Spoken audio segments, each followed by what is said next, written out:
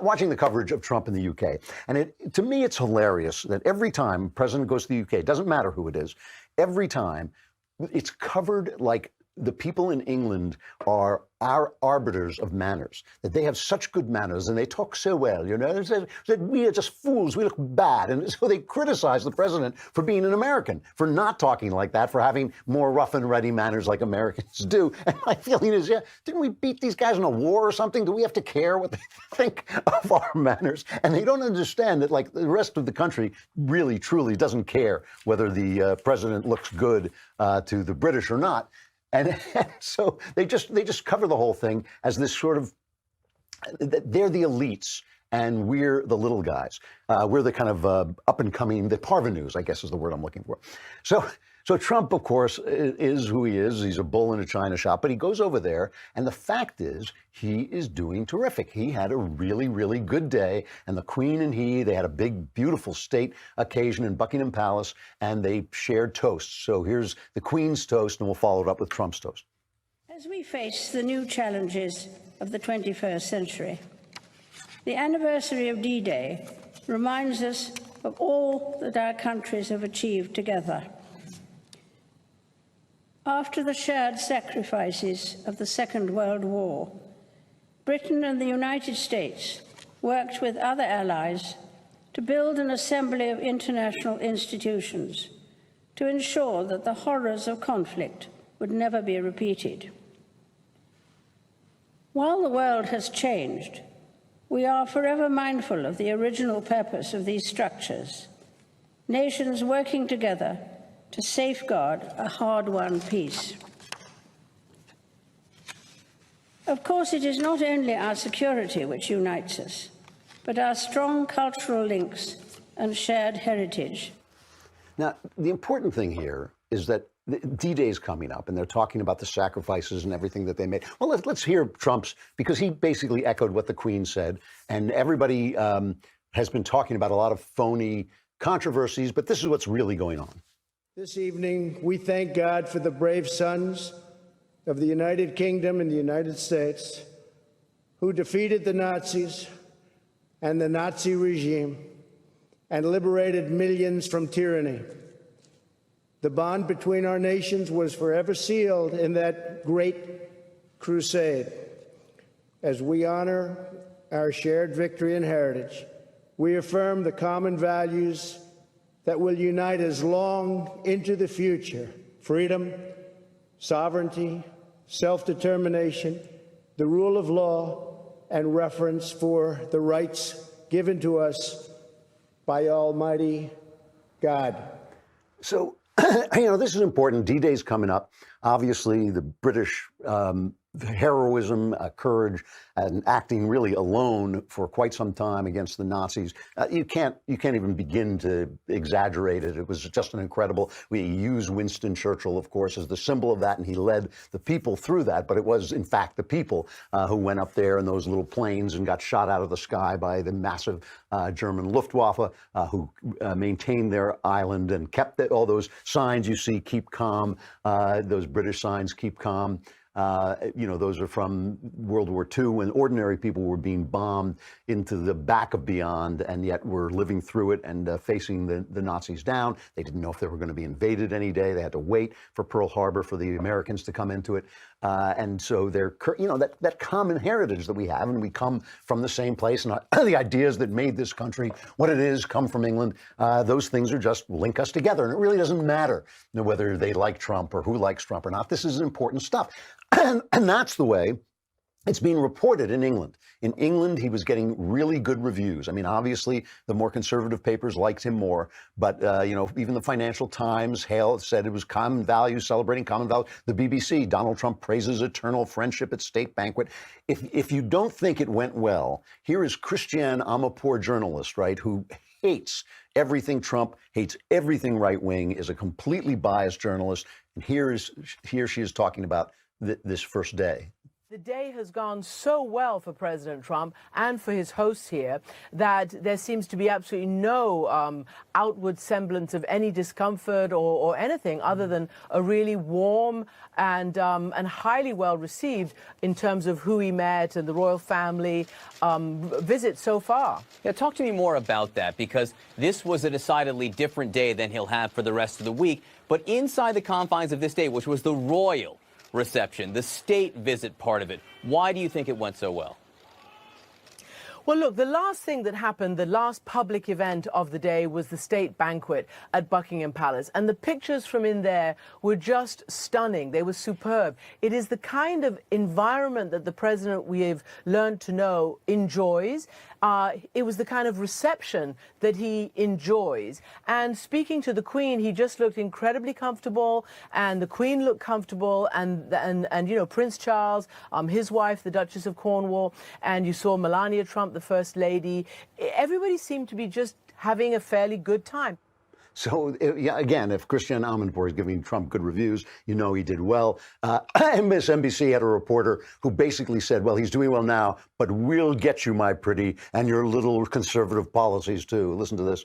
Despite these pictures that are playing out, you have to say, very well for the president, behind the scenes there are rumblings and questions. And you know that the combination of the American press and the British press, which are two of the most inquisitive and determined press in the world, you know that many, if there have been incidents, they are likely to discover them and publicize them. So I don't think we can necessarily assume that just because this is looking good now, that it will look good in the next few days. I edited out the part where he said we're the most inquisitive press when a conservative is in office. When a liberal is in office, of course, they just become little chihuahuas yapping after them. You know, so the press ginned up all this fake outrage. There was this thing with Meghan Markle. Trump was being interviewed, and the interviewer told him, I'll play it. He told him that Meghan Markle, when she was still an American, before she became the Duchess of Sussex, she had criticized him. Meghan, who's now the Duchess of Sussex, right. We've given her a different name. She can't make it because she's got maternity leave. Are you sorry not to see her because she wasn't so nice about you during the campaign? I don't know if you saw that. I didn't know that, no. Yeah. I didn't know that. No, I hope she's okay. I did not know that, no. She said she'd move to Canada if you got elected. Turned out she moved to Britain. Well, that would be good. There are a lot of people moving here. So what can I say? No, I didn't know that she was nasty. Is it good having an American princess then, Mr. President? Is that Well, I think sort of help the links? I think it's nice. I think it's nice, and I'm sure she'll do excellently. She'll be very good. She'll be very good. I hope she does. So, you know, so then they said, well, Trump called her nasty. He said Meghan Markle was nasty. He was obviously saying, I didn't know she had said something nasty about me. You know, Trump is not the most articulate or clearest person in the world, and they love to take everything he says out of context. But who cares? I mean, right? This is the Trump. He says these things. He obviously was being quite nice to her in his way, but whenever he gets attacked, he has to attack back. The one substantive thing is, what's his name? Sadiq Khan, the mayor of London, who fashions himself a world leader in left-wing righteousness, basically, and has been assaulting Trump, and Trump called him a loser. But let's listen for a minute, because this is where we get to the whole diversity thing and the things that the left wants us to care about that mask what they are actually doing. So let's listen to Sadiq Khan saying that the authorities there should have stood up to Trump. Where is it? It's cut 5. We disagree with him, surely, about his policy to ban Muslims from certain countries. Surely we disagree with his policy to separate children from their parents on the Mexican border. Surely we think it's wrong when he amplifies the tweets from racists in this country. And surely we should be saying, listen, you know, you do realise you're a poster boy for the far-right movement around the world, from Hungary to Italy, France to the UK. And also we should be saying, you know what, we think we face a climate emergency. We think you made a mistake walking away from the Paris Climate Change Accord. Will you think about coming back? Can we persuade you to come back? And I could go on. And my point is, Theresa May is so weak as a Prime Minister and our government is so scared that it wouldn't say boo to a goose. And I think that's wrong. Our values aren't reflected by this Prime Minister. We should be saying that to him. So here's Trump's response.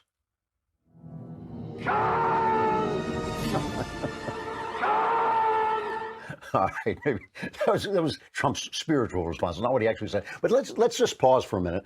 What he talked about, and he talked about this in other clips, is, oh, evil Donald Trump. He's not with LGBT people. Absolutely untrue. He doesn't support abortion rights. Oh, the lovely abortion rights. Climate emergency is a climate emergency. All the stuff that the left is talking about, diversity. He's a right winger because he doesn't. He associates with Viktor Orban, who, wants to keep Poland Hungarian, and all this stuff, the diversity. This is what we're talking about, and this is why David Brooks is saying we're doomed, because we don't support all these wonderful, wonderful things that the millennials talk about. All right, so let's just listen for a minute to Trump's response. This is cut 9. I think he's been a not very good mayor, from what I understand. He's done a poor job. Crime is up, a lot of problems. And I don't think he should be criticizing a representative of the United States that can do so much good for the United Kingdom. We talked about it before. He should be positive, not negative. He's a negative force, not a positive force. And if you look at what he said, he hurts the people of this great country. And I think he should actually focus on his job. It'd be a lot better if he did that. He could straighten out some of the problems that he has, and probably some of the problems that he's caused. Okay, right here. Now, I know Trump called him a loser, so they did exchange, and he called him a little child. They had an exchange of childish insults. All right, but forget about that for a minute. Let's talk about what Sadiq Khan is talking about, because he's representing the left, and what Donald Trump is talking about, because he's representing Trump's version of right-wingery. Sadiq Khan is talking about climate change, how terrible this is, and LGBT rights, and abortion rights, and diversity, and this one and that. And Donald Trump is saying, you're not helping your country and you're not helping your people. London is in the midst of an incredible crime spree. They had a murder rate one year that was worse than New York's.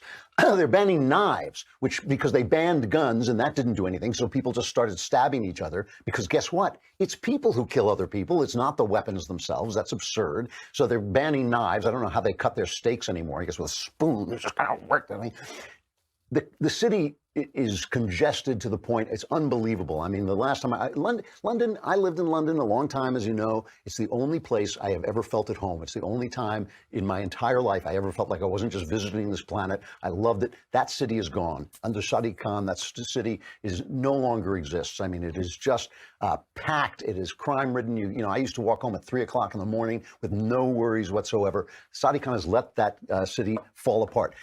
Talking about the love and the tolerance and the sweetness and light of the left, there's some protests going on against Trump, of course. They're not as big as they were last time, and everybody's so thrilled. The New York Times is so thrilled that they have that baby balloon. Here's one Trump supporter in a crowd of these left-wing fascists.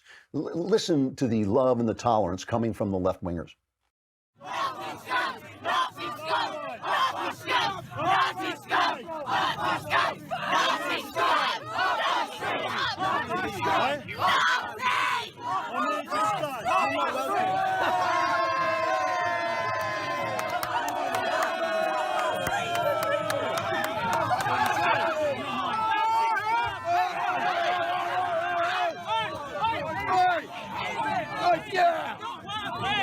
You're behaving as badly as he is. He's an older man. You couldn't see this. The poor Bobby, the lady cop who's about 5'3". They put those girls out there completely unarmed. She's surrounded by a mob. She looks terrified. The face of the twisted anger and hatred on the left. That's the real left. That is the left. That's who they are. So that's what we're complaining about. But it's also about the fact that their policies don't work. The reason the Republicans keep having an apocalypse that never comes, the reason critics and the predictors and the commentators keep saying we're going to vanish, but we never vanish, is because what they do stinks, how utterly they have failed.